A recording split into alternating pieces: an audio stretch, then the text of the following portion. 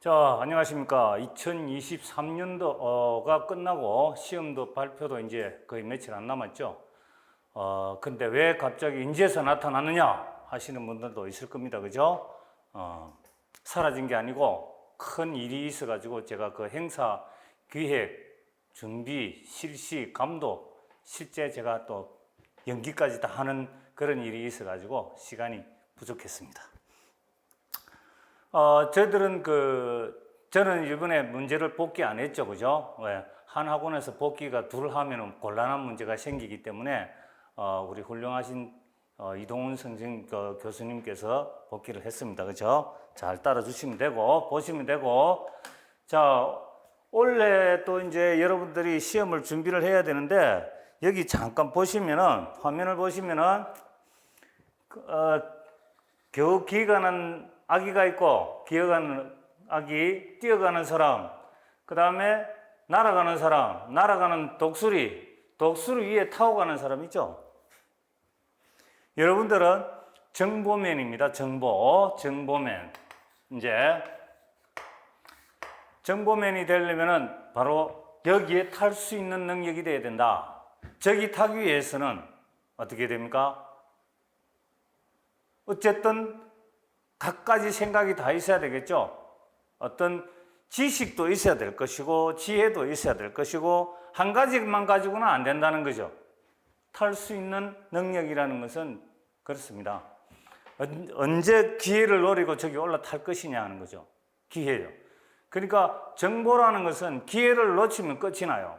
끝나요. 아무 의미가 없어. 정보는 기회를 놓치면은. 그래서 이런 기회를 얻기 위해서는 어떤 지혜가 있어야 되고, 또 우리가 정보를 하게 되면은 항상 뭡니까? 위기 사태에서 제일 먼저 부르는 사람이 바로 정보입니다. 그러니까 판단을 해줘야 돼. 정보에서 앞에 눈을 가지고 있기 때문에 전방에서 무슨 일이 일어나는지를 빨리 파악해서 지휘관한테 알려줘야 된다 이거지. 그러기 위해서는 이렇게 나는 놈 위에 올라타고 가야 된다 이 말이에요. 그리고 여기는 또 뭡니까? 박쥐들이 잔뜩 있죠. 그래서 박쥐들은 야간에도, 그죠? 여러분들은 전천후가 돼야 됩니다. 그래서 이 국가정보학을 하게 되면은 하고 정보직렬의 군문이 되시면은 여러분들은 박쥐도 되고 이렇게 나는 놈 위에 올라타는 사람이 될 수도 있다 하는 거죠. 그래서 원래도 저와 함께 공부를 한번 해보겠습니다. 자, 저는 여기서 보시다시피 주로 이제 실무형입니다. 실무형.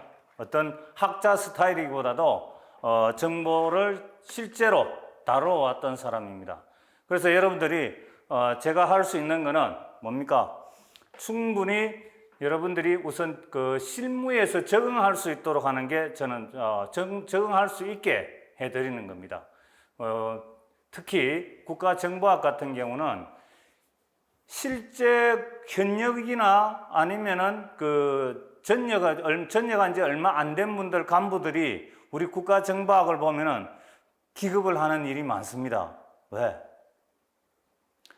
차이가 실제 우리 부대에서 그 업무를 보는 거하고 실제 이 교재에 나와 있는 내용들하고를 보면은 너무 괴리감을 느낀다 이거죠. 그래서 제가 어떤 제 동기생하고는 언쟁을 높이기까지 했어요. 자기도 그 시험을 이 국가정보학을 시험을 치고 합격해서 군무원으로 들어갔어요. 그러면서 이 군무원을 막 비난하는 거죠. 그거는 뭐야? 그건 책도 아니야. 그러죠. 맞다. 책 아니다. 그러죠. 그러나 시험은 어디서 나온다? 교재에서 나온다는 거죠. 교재에서 나오기 때문에 여러분들을 제가 교재와 실무를 연계시켜서 이해를 시켜드리기 때문에 결국은 뭡니까? 적응을 할 수 있다 이거지.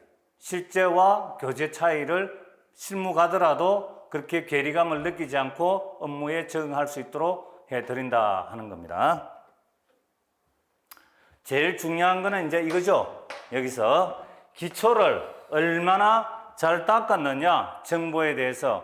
우리나라 국가정보원 대학원 외에 그래도 정보를 가장 권위 있게 가르치고 많은 또 실습을 통해서 실무를 가르쳐 주는 데가 바로 이 육군 전략정보과정입니다. 제가 뭐 육군은 아니지만은 저도 저기서 갈고 닦았죠. 그리고 회의를 통해서 유엔사나 미군들과의 7년간 근무를 하다 보니까 미군들의 그 정보 발전되는 모습을, 정보 발전의 모습을 또 보고 그런 것들을 제가 여러분들에게 소개를 해드릴 겁니다. 그럼 국가정보학 질문 참 많습니다. 그 학문 맞습니까?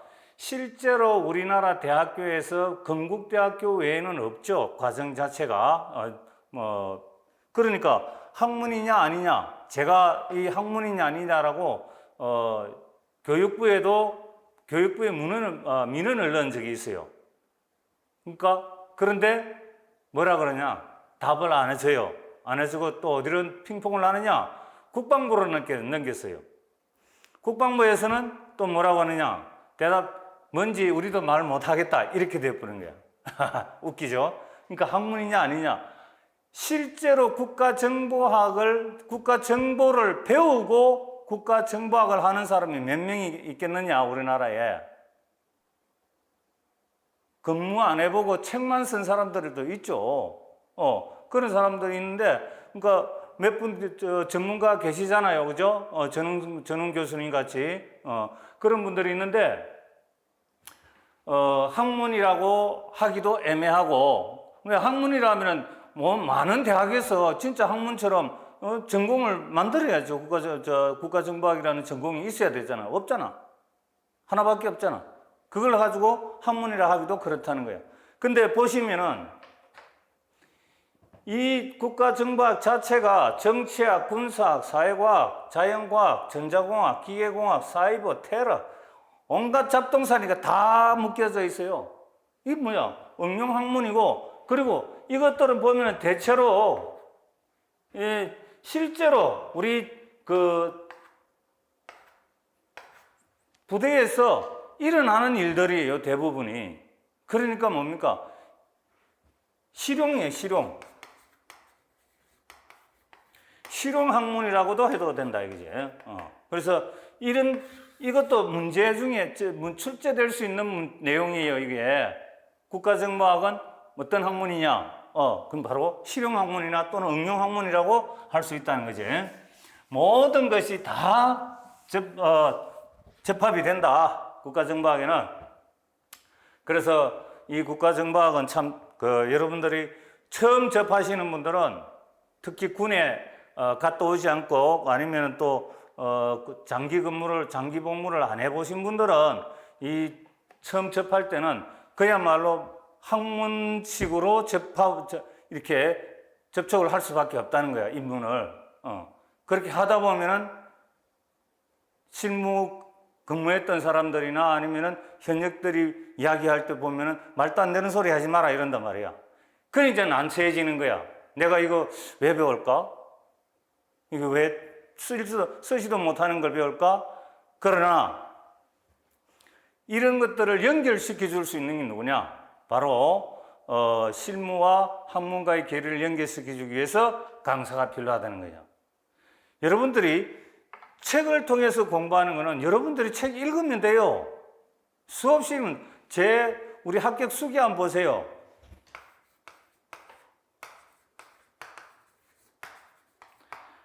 합격 수기나 인터뷰를 보면은 이런 내용이 나와요. 교수님 말 듣고 20 내지 30회독을 목표로 공부를 했습니다. 20회독 하면은 거의 90점 가까이 가요. 80점 이상은 무조건 받는다고. 그러니까 이 회독을 통해서 공부를 하는 수밖에 없는데, 그러나 회독을 통해서 하더라도 뭐가 필요하다? 이것을 실제로 어떻게 적용이 되는지 그걸 알아야 돼요. 그거를 이제 강사는 설명을 해야 되는 거죠. 그죠? 책은 여러분들이 읽으면 됩니다.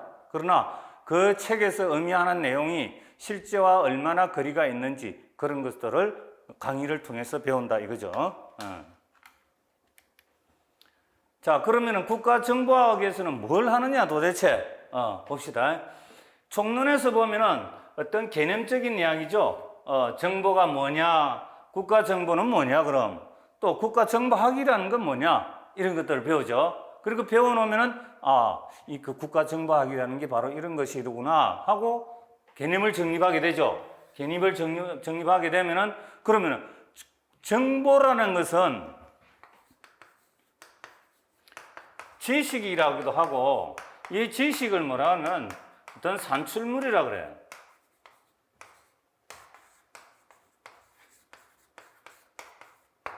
프로덕트. 그러면은 이 산출물이 이게 되고 이게 되려면은 이 산출물을 어떻게 만들어냈냐? 바로 이런 단계를 거쳐서 만들어낸다는 거예요. 그래서 정보가 태어난다는 거예요.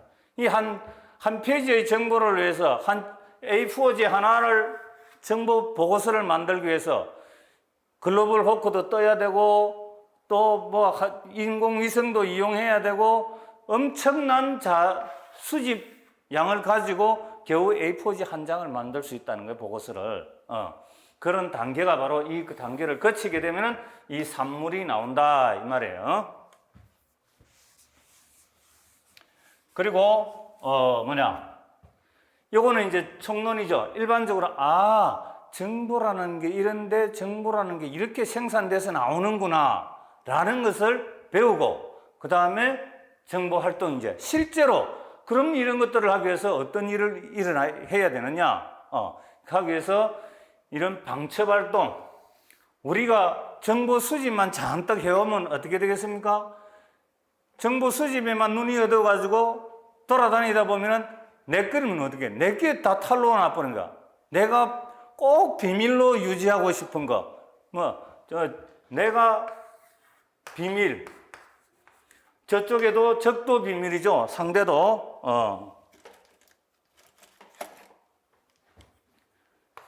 적이나 상대국 여기도 마찬가지로 비밀이 있다.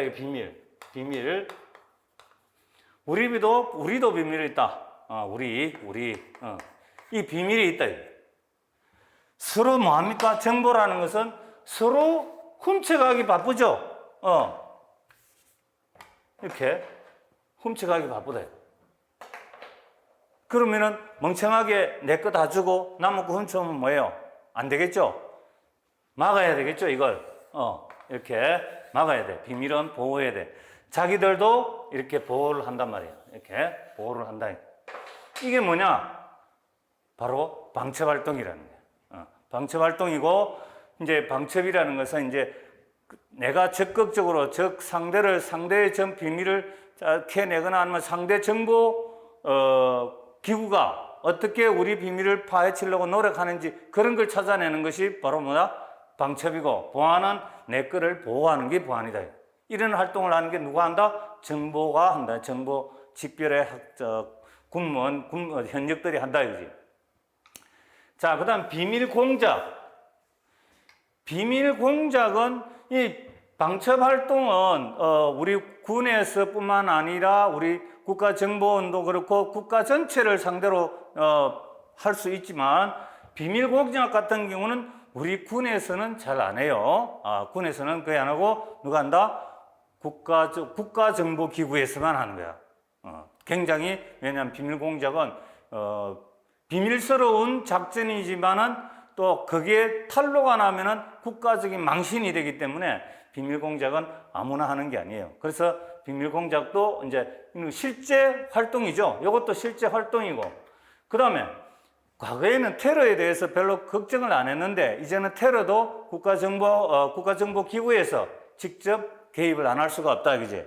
그래서 테러와 그 다음에 범죄, 그 다음에 사이버 테러. 테러가 일반적인 테러, 과거에는 일반 테러만 있었는데 이제는 사이버가 발달하면서 사이버 테러까지 나온다 이거죠. 그런 테러와 그 다음에 또 사이버 범죄. 사이버 범죄는 뭡니까? 훔쳐가잖아요. 금전적인 거 훔쳐가고 우리 서류 훔쳐가고 이게 바로 사이버 범죄. 그 다음에 사이버 전쟁. 이거는 어디세요? 우리 사이버 작전 사령부가 있죠, 군에. 이 군은 뭐다? 사이버 작전 사령부는 외국과 적국과의 사이버 속에서 전쟁을 하는 거예요. 그렇죠? 그런 전자전을 포함해가지고. 요즘은 본래는 이제 사이버 전이라는데 2년 전부터는 사이버 전자전이라는 용어까지 쓰고 있어요. 같이 전자전까지 합쳐가지고 이렇게 쓰고 있고. 그 다음에 이제 이런 경제나 산업 정보 이런 부분도 뭐다? 우리 국가정보에서 정보기구에서 활동을 통해서 수집하고 방어하고 한다 이거죠. 그래서 실제 행동들은 이런 식으로 한다. 거의 다 이거는 이제 뭐 우리 정보 요원들이 하는 거죠, 이게. 이런 정보 활동을 어떻게 하는지 우리가 배우게 된다는 거죠. 그 다음에 우리 것만 알면 뭐합니까? 그렇죠? 그럼 다른 나라들은 어떤 정보 기구를 가지고 어떻게 활동을 하고 있는지 봐야 되겠죠? 그런 걸 봄으로써 우리는 뭐다? 새로운 걸 또 배울 수가 있다는 거. 배워서 그걸 어떻게 우리나라 국가정보기구에 적용할 수 있도록 논문을 통해서 제공을 한다든지 이렇게 하게 되겠죠.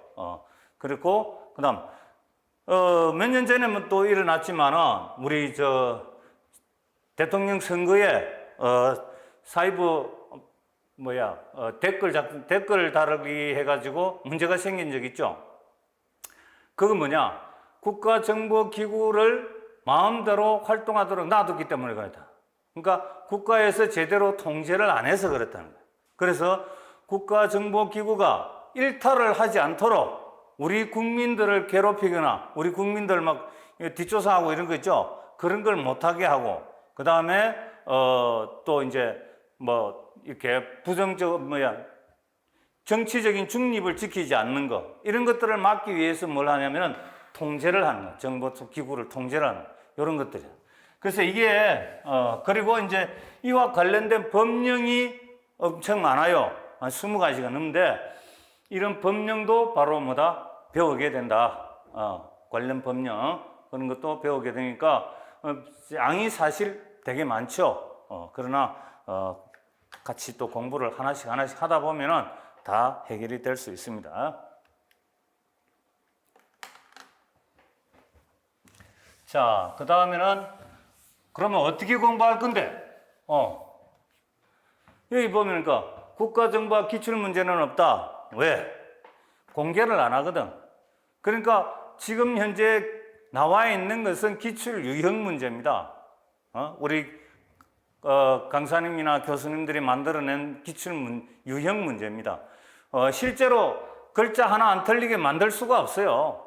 다 보고 할 수가 없기 때문에, 기억을 할 수가 없기 때문에 우리 수험생들이 말하는 걸 또 받아가지고 만들기 때문에 완전한 기출문제는 없다 이 말입니다. 너무 오해하지 마세요. 없다고 진짜 없는 거예요. 기출 유형은 있다 이거야. 자, 그러면 그 다음에는 어떻게 공부하느냐? 자신과 맞는 교재를 선택해야죠. 이거 참 중요합니다. 왜냐하면은 여러분들이 기억력이 좋은 사람은 한 번만 읽어도 다 알 수가 있죠. 그러니까 몇 번 안 읽어도 다 기억을 할 수가 있는데 일반적인 사람은 뭡니까? 사람은 잊어먹기 마련이야. 안 잊어먹으면 사람 아니지.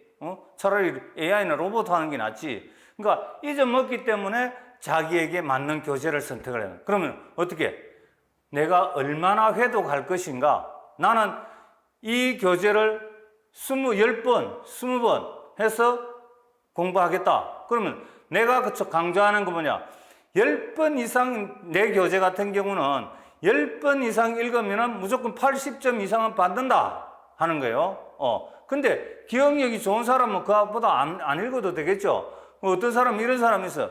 제 문제집만 가지고 10번을 해독을 했는데 92점인가 받았어. 그건 뭐예요?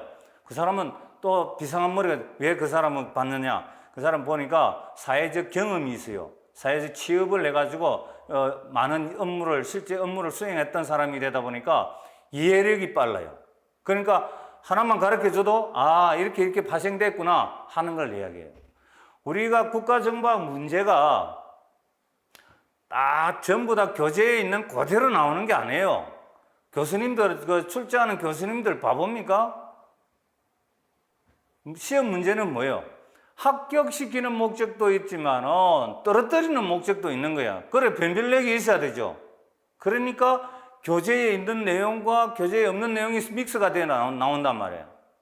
나는 강조하는 게 내 교재 10번 이상 읽고 그 다음에 20번 넘으면 읽으면 무조건 90점 이상 돼야 돼. 실제로 전혀 보지 못한 문제가 나오기도 해요. 원래는 보니까 뭐 거의 다 교재에 있는 내용들이더라고. 그 7급은 좀 이제 벗어난 내용들이 많고. 그런데 그걸 기억력도 별로 없는 사람이 해독도 별로 안 하고 그냥 시험 친다. 그러니까 일과 일을 하면서 병행하는 사람들이 대체로 보면은 실패하는 사람들이 많아요. 왜? 일을 하다 보니까 나도 먹고 살아야 되니까 돈벌이 하다 보니까 해독할 시간이 없어가지고 해독 숫자에 따라 점수가 나온다는 거야, 그게. 그리고 결국은 5년, 심지어는 6년까지 하는 사람도 있어. 근데 제하고 했던 사람들은 대체로 하다가 중간에 이제 일 그만두고 전적으로 국정학에 군문 시험에 몰입한 사람들은 3년. 근데 많은 사람들은 1년 내지 2년 만에 다 성공을 해요. 그러니까 저는 제 국정학은 공부 많이 하라고 이야기 안 해요. 오히려 정보사회론 공부 많이 하라고 합니다. 왜? 한때 지금 이제 정보사회론이 많이 올라왔죠, 점수가. 한때는 거의 다 기본 점수를 못 받아가 탈락을 했어요. 아예 면접도 못 봤어. 그래가지고 육군 같은 경우는 재시험 봤잖아. 다시 선발했잖아. 그런 일이 생긴다고. 그러니까 그래서 우선 중요한 거는 자기가 해독을 할 수 있는 능력을 고려해가지고 교재를 선택해라. 제 교재 같은 경우는 8월 6일을 기준으로 해가지고 하면은 330일이 나와요. 총 남은 기간이 6월 말까지, 내년도 6월 말까지. 그래서 하루에 16쪽씩만 해도 5280쪽을 읽거든. 그럼 그 일쪽은 뭐냐? 내 교재에서 실제 읽어야 될 부분이 519쪽이다. 그러면은 10점 이해를 해독할 수 있다, 이 말이에요. 그러면 10점 이해 해독에다가 내하고 직접 강의하는 것만 5번 반복이 됩니다. 그렇다 보니까 하루에 20쪽 하면은 그냥 또 13회 해도. 그러니까 여러분들이 통상 10쪽, 20쪽은 쉽게 읽잖아요. 그죠? 빨리 읽어가는 거야. 자꾸 기억하려 하지 말고 그냥 읽어가는 거야. 해독을 하다 보면 자동적으로 기억이 되고 강의 들은 내용하고 접목을 시켜가면은 그냥 이해가 다 되는 겁니다. 그런 식으로 해서 내가 인간이 망각의 동물이람을 인식하고 이렇게 계획을 수립해가지고 여러분들이 해독을 하시는 게 좋습니다. 제 교재가 아니라도 다른 교재도 내가 이 교재를 몇 회 해독하겠다라고 목표를 정해놓고 그 목표를 달성해야 됩니다. 이 해독이 즉 점수와 직접 연관이 된다. 작년에 모의 면접을 하면서 다 물어봤어요. 몇 점 받았냐고, 국가정보학. 거의 10회 이상 해독에 다 80점 이상 받았어. 거의. 합격자들이 거의 80 이상, 모의 면접 오신 분들이 다 80점 이상 받았더라고 보니까. 제일 못 받은 사람은 76점인가 그래 받았어요. 그런 식으로, 이게, 여러분들이 합격의 기준에 엄청 기여를 할 수 있다. 정사론하고 국정학을 저는 이렇게 합니다. 6대4로 공부하라고 합니다. 6대4. 6대4로 공부하라고. 해독만 하면 된다. 그리고 이 해독이 어느 정도 되면은 그 다음에 뭐냐면은 뭐가 되냐면 기본 개념이 딱 정리가 돼요. 그 합격 수기를 봐도 우리 교재를 통해서 강의를 통해서 기본 개념을 잡고 나니까 시간적인 여유가 생기더라. 그러니까 다른 교재들을 보면서 우리 교재에는 없었는데 이런 게 있었구나 하는 걸 이해를 하는 것이 금방 머릿속에 들어와 버리는 거야. 개념이 정립되어 있으니까. 우리 김홍수 요거 빼먹었네 이렇게 야단도 치면서 재밌잖아요, 그죠? 그런 식으로 다른 책을 보면은 훨씬 빨리 들어온다, 머릿속에. 기본 개념이 정립된 상태에서는. 그래서 우리가 처음에 제가 하는 방식이 이거예요. 나무 전체가 어떻게 되어 있는가를 1번으로 보고, 그 다음에 큰 가지들이 어떻게 뻗어 있는가, 이걸 2번으로 봅니다. 그 다음에 세 번째 심화학습에는 여기는 무슨 열매가 달려 있구나, 열매가 달려 있는 거는 어떤 거구나, 이렇게 하다 보니까 이 전체를 다 이제 개념부터 잡고 그 속에서 어떻게 되어 있는지 세부적으로 공부하고 그래도 또 빠지고 또 심화가 필요한 아주 깊이 공부해야 될 부분이 있으면 이때가 또 심화 과정을 통해서 다 공부를 하게 된다. 그래서 먼저 숲을 이렇게 보는 게 기초과정입니다. 기초과정. 여기 보니까 이상한 말 써놨어요. 남의 떡 욕심내지 말고 내 떡이나 잘 제끼자. 이건 뭐냐면은 자꾸 남은 다른 사람들의 특히 이제 단톡방 나는 하지 마라 그랬는데 저도 이번에는 이제 단톡방을 개설을 해놨어요. 단톡방 오픈 채팅이라서 개설을 해놨는데 쓸데없는 걱정은 할 필요가 없다는 거야. 내 말은 자꾸 남들은 어떤데 하면 지 공부할 시간이 없어서 남들 자꾸 쳐다보다 보면은 누구는 뭐 이 책 샀는데 누구는 저 책 샀는데 필요 없어요. 딱 기본 자기 개념 정립한 할 책 한 권만 일단 가지고 무조건 파란 말이야. 이거 저거 보려고 하지 말고 한 권만 파면은 어차피 거의 다 같은 줄기가 돼 있어요. 나무 가지는 똑같아. 어떤 책이든 간에. 그러면 개념이 정립이 돼요. 그 다음에 여유가 되면은 이제 다른 책도 보고 이 우리 책이 없었네. 이 책은 이거 없었네. 이렇게 공부를 해야 돼요. 기본 개념도 안 잡힌 상태에서 숲속을 헤매고 다니다 보면은 내가 뭐 공부했지? 이거 왜 여기 있지? 이렇게 한단 말이야. 지금 우리는 뭐냐면은 공부 끝날 때쯤 되면은 제보다도 여러분들이 더 많이 알아요. 솔직히. 왜? 나는 오랫동안 해가지고 겨우 알고 있지만 여러분들은 그 단기간에 1년 만에 다 터득하죠. 1년이 뭡니까? 10개월 만에 터득을 해버리더라니까. 내가 몇 장에 뭐 있어요? 물어보면은 거기는 뭐 있다. 바로 답이 나와요. 몇 장이 뭐죠? 그걸 왜 만들어 놨어요? 내가 꼭 강의하는 식으로 나한테 이야기를 하더라는 거야. 그런 식으로 내 떡이나 잘 지키면은 여러분들이 성공하는데 빨리 성공할 수 있어요. 그 말은 뭐냐? 남따라 부안해동이죠. 남따라 하지 마라 이 말이야.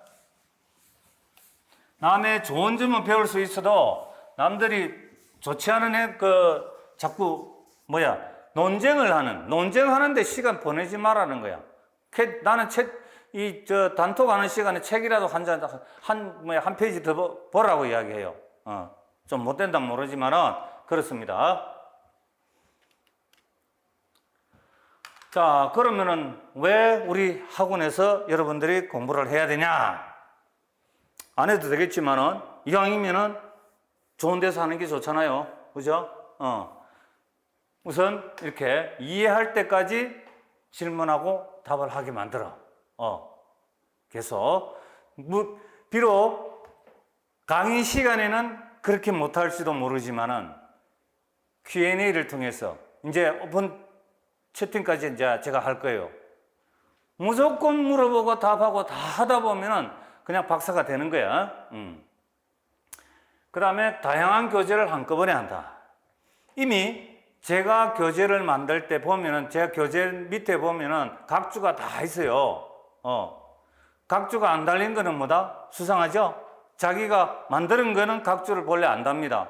그러나 여러 가지 우리 우수한 학자님들의 교재를 참고해서 제가 다 만들었기 때문에 여러 가지 교재를 여러분들은 한꺼번에 볼 수 있는 게 바로 교재다.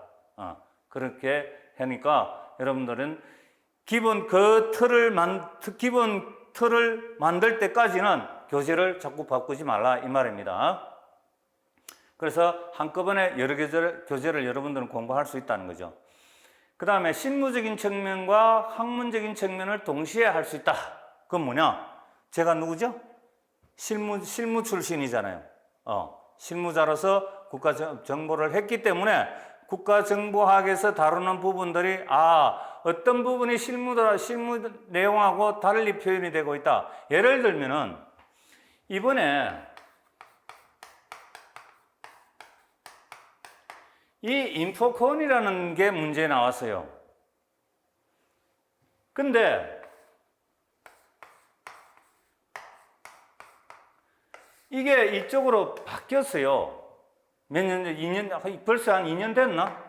그런데 이걸 이번에 시험 문제 낸 거야. 그건 뭡니까? 시험 출제하는 교수님이 인포콘이 CP콘으로 바뀌었다는 사실을 몰랐던 거야. 그러면 그러니까 이런 것 때문에 이제 현역들한테 욕먹는 거야. 그 다음에 간부 출신들한테 욕먹고.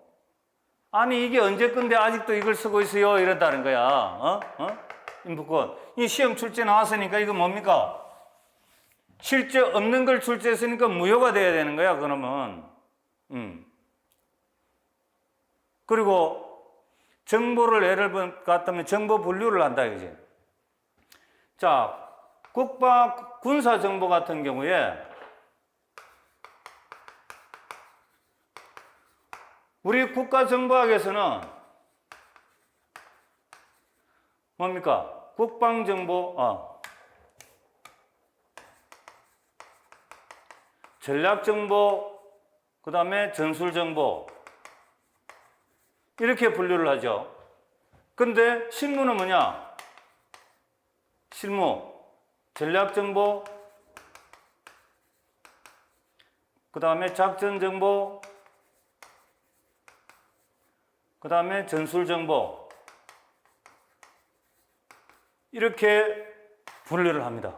그러니까 이건 언제 때냐면은 제가 중2 때, 그러니까 1980년대 초 중반 그때까지 썼어요, 우리 군에서는. 그러나 그 이후에 뭐가 전략이 있고 작전술이 있고 그 다음에 전술이 있어요. 여기에 맞게 정보를 다시 조정을 했단 말이에요. 이렇게 여기에 맞는 정보를 이걸 뒷받침할 수 있는 건 전략정보, 작전술을 뒷받침하는 작전정보, 전술을 뒷받침하는 전술정보가 있단 말이에요. 실제는 우리 실무에서는 이렇게 쓰고 있단 말이에요. 그런데 우리 국가정보학에서는 이런 식으로 두 개 옛날 걸 그대로 쓰고 있다는 거예요. 몰라. 국가정보원에서 그렇게 쓴다고 할 수도 있겠지. 왜? 국가정보원은 이런 작전술이라는 게 없거든. 근데 우리 군에는 전략, 작전술, 전술 세 개로 구분한단 말이에요. 그걸 맞춰가지고 한단 말이에요. 그러니까 뭐다? 매칭이 안 되죠. 그러니까 현역 장교들이나 우리 출신들은 예비역들은 엉터리라고 이야기를 한다는 거예요. 그러니까 사정을 모르기 때문에 그래요. 이거 설명을 해줘야 된단 말이에요. 국가정보원 같은 경우는 이런 작전술이 없기 때문에 이렇게 분류한다. 그러나 이거는 뭐냐면은 실제 우리 행정부, 각 행정부에서 일어날 수 있는 일들이거든, 이게. 이거는 군에서만 일어날 수 있는 일들이라는 거예요. 그런 걸 구분해서 할 수 있어야 된다. 그래서 뭡니까? 실무와 차이가 있죠. 그래서 학문적인 측면은 또 이제 외국 학자들이 주로 우리 나라 정보 자체가 공개가 안 됐기 때문에 자료가 없어요. 우리 국가정보원에서 나오는 자료는 다 미국 어디? CIA에서 풀어놓은 정보. CIA는 30년 되면 일급비밀도 막 풀죠. 그런 걸 보고 미국 학자들이 다 책을 다 썼단 말이에요. 대부분이 그걸 우리는 번역해가지고 우리 책을 만들었단 말이에요. 그러니까 번역 과정에서 오류도 있고, 제가 뭐합니까? 저는 군사 교범을 이미 20권 이상 번역한 사람이에요. 그러니까 딱 저는 나오면 바로 원문부터 찾아러 갑니다. 어떤 책에서도 어떤 내용이 인용했다 그러면 나는 원문을 찾아가가지고 제대로 번역이 됐는지 확인을 해요. 최근에도 번역서가 하나 나왔는데 군사 용어를 모르는 사람이 번역을 해놓으니까 이상한 말을 많이 썼어요. 너무 많아가지고 제가 다 수정 처리를 하려고 그러다가 포기를 했는데 그런 게 그래서 이런 두 가지 측면을 우리는 동시에 다 볼 수 있어야 된다. 그 다음에 5번이나 반복을 한다. 자, 기초, 기본, 그 다음 문제집, 교재 문제, 심화 학습, 심화 과정, 그 다음에 단원별로 문제를 또 따로 만들어 놨다. 그러니까 5번을 반복을 할 수밖에 없어요. 그러면 뭡니까? 제가 여러분들에게 이 교재를 5번 설명한다는 이야기야. 그러니까 여러분들이 또 회독을 하면서 이 강의를 보면서 이 두 개 믹스를 하게 되면은 엄청 빨리 기본 골격을 잡을 수가 있다. 개념을 잡을 수 있다. 이 말이에요. 그 다음에 지겹도록 문제를 풀게 한다. 교재 문제도 있고 이 요약 문제, 즉 말해서 OX입니다. OX 문제는 문장을 제가 길게 만들어 가지고 맞느냐 틀리냐는데 이건 주로 이제 7급 대비형으로 하는 거예요. 7급은 지문이 엄청 길잖아요. 지문 읽다가 시간 다 가버려요. 그런데 그런 문제를 풀기 위해서는 제가 OX 문제를 통해서 지문 읽는 연습을 시킨다는 거죠. 그 다음에 단원별 문제집이 있죠. 그 다음 또 월 모의고사 있고 또 최종 모의고사 끝나고 나면 이제 6월 말에서 7월 중순 여기가 시험이죠. 이 사이에 모의고사를 추가적으로 제가 모의고사를 엄청 많이 줍니다. 5번. 그렇게 하다 보니까 이건 5번이 반복이 아니라 6번 반복이라고 봐도 돼.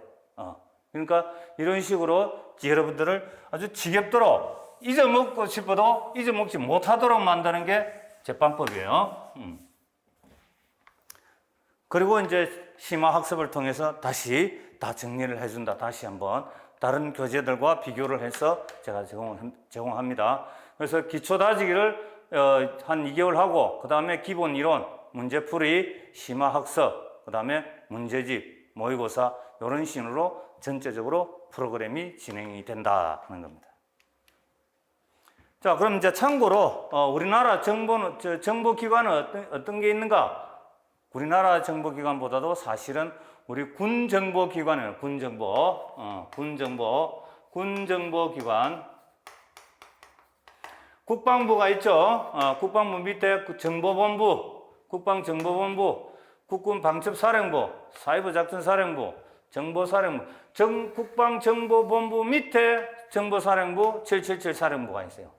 그 다음에 또 이제 육군, 해군, 공군, 해병대 사령부에 정보처나 정보부, 정보부, 그 다음에 또 정작, 정보작전부, 이렇게 이름이 다 틀립니다. 정보처. 이런 식으로 부서가 있어요. 다 이게? 여러분들이 선택해서 가는 근무지라는 거, 이게 근무지를 지금 이야기하고 있어요. 근무지라는 겁니다. 국방부 같은 경우는 여기 정보사령부에 근무한다면 수도권에서 근무하겠지만은 여기는 수도권뿐만 아니라 전방에 다 있어요. 전방에 나가야 되고 그 다음에 육군도 마찬가지고 전방에 나가야 되겠죠. 해군은 동서해안, 그죠? 이제 잘하면 해군부 본부에 근무하는 사람들은 계룡대에서 근무하겠지만은 거의 다가 예하부대는 전국에 흩어진다 이런 거죠. 그런 게 있으니까 여러분들이 알고 가야 돼. 알고 모르고 가면은 내가 여기 왜 왔지? 이런 어떤 한 분이 전화가 왔는데 뭐라고 하냐면 교수님 나 여기 저 산골짜기 어디예요? 이러는 너 거기 왜 갔어? 그러니까 발령을 거기 받았답니다. 좋지? 그러니까 좋기는 좋은데 외롭습니다. 외롭기는 뭐가 외롭? 공부해라 이놈아 공부. 공부하면은 뭐다? 발전이 있다 뭐야. 발전이 되면은 뭐다? 다른 데로 좋은 부서로 옮길 수 있는 기회가 생긴다는 거야. 그래서 좋은 기회다. 공부할 수 있는 좋은 기회. 정보하는 사람들은요, 기본적으로 영어를 해야 됩니다. 영어를 못하면은 최근에도 전화 오는 친구들 다 뭐야? 고민이 뭐야? 연합훈련 하다 보니까 영어 때문에 환장하겠습니다 이런다고. 영어를 하셔야 돼요. 그래서 기본적으로 영어 공부는 하는 것이다. 그래서 여러분들이 이제 다 선택해서 갈 수 있는 부서죠. 이 사이버 작전 사령부는 본래 사이버 작전 사령부에서만 선발을 해서 전문가들만. 그러나 요새는 뭐다? 국가정보가 정보 직렬 군문도 선발을 하고 있어요. 자, 그 다음에 온라인과 오프라인. 뭐다? 여기 오면 뭐다? 오프라인. 여기 안 오면 뭐다? 온라인이죠? 온라인과 오프라인 차이가 뭐냐? 차이라기보다도 장단점이 뭐냐? 여기는 길거리에 뿌리는 시간이 없죠? 근데 여기는 길거리에 뿌리는 시간이 있는 대신에 뭐다? 아주 실무 감각을 느끼네, 실무 감각. 와서 강의를 듣고 쉬는 시간 되면은 저하고 이야기를 하는 거예요. 또 와서 이야기를 하면은 또 그걸 다시 제가 또 이야기하고. 뭐냐면은 군무원 생활에 대해서 설명을 해드리는 겁니다. 군무원 생활은 특히 정보는 어떤 일을 한다. 그리고 정보를 일할 때 분위기가 어떠냐. 또 어떤 사람, 또 어떻게 하면은 여러분들이 정보를 업무를 잘 해가지고 상관으로부터 신뢰를 받을 수 있겠느냐. 그거는 온라인으로는 제가 해드릴 수가 없잖아요. 그죠? 오프라인 오는데 이렇게 멀리까지 찾아왔는데 뭐 얻어가는 게 있어야 될 거 아니야. 온라인 통해가지고 뭐 책 해동하는 거는 온라인 해도 다 할 수 있잖아요. 그죠? 강의 자체만 본다면은. 그러나 오프라인은 뭐다? 뭔가 하나 더 줘야 될 거 아니야. 그죠? 그거 주는 게 뭐냐? 이런 군무원 생활에 대한 것도 이야기를 하고. 이거 하다 보면은 뭐가 되느냐? 바로 또 면접에서 엄청 도움이 됩니다. 자, 지식만 갖고 한다면은 뭐죠? 필기시험이면 끝이지. 그러나 군에서는 뭐가 필요하다 그랬어요? 지혜가 필요하니까 면접을 하는 거야. 긴박한 상황. 이럴 때 어떻게 처리를 하느냐? 바로 이 지혜가 있어야 된다는 거예요. 그래서 뭐야? 2개 플러스 하잖아요. 그렇죠? 그러니까 지식만 한다면 온라인으로 하라 이거야. 그러나 지혜를 얻고자 하면은 오프라인으로 오면은 제가 지혜를 준다 이 말입니다. 아시겠죠? 그래서 온라인이냐 오프라인이냐 이건 여러분들이 잘 선택을 하시면 좋습니다. 특히 군에 갔다 오지 않으신 분들, 그다음 군에 대해서 잘 모르시는 분들은 바로 오프라인으로 해서 저하고 군대 생활. 저는 뭡니까? 실제 군무원을 데리고 근무를 한 사람이잖아요. 그죠? 그러니까 그 관계, 우리 병사들이나 우리 중간 간부들, 부사관이나 초급 장교들과의 관계도 어떻게 하면 개선을 할 수 있다. 그런 실제 이야기를 여러분에게 들려드릴 수 있다는 겁니다. 자, 여기까지 하고 여러분들이 탁월한 선택을 하셔서 시간을 전략하면서 빨리 기본 개념을 정립할 수 있는 방법을 여러분들이 선택을 하시게 됩니다. 제가 저한테만 오라고는 절대 강요하지 않습니다. 여러분들이 공부하기 쉬운 방향으로 여러분들이 선택을 하라는 뜻입니다. 자, 여기까지 하고 마치겠습니다. 수고하셨습니다.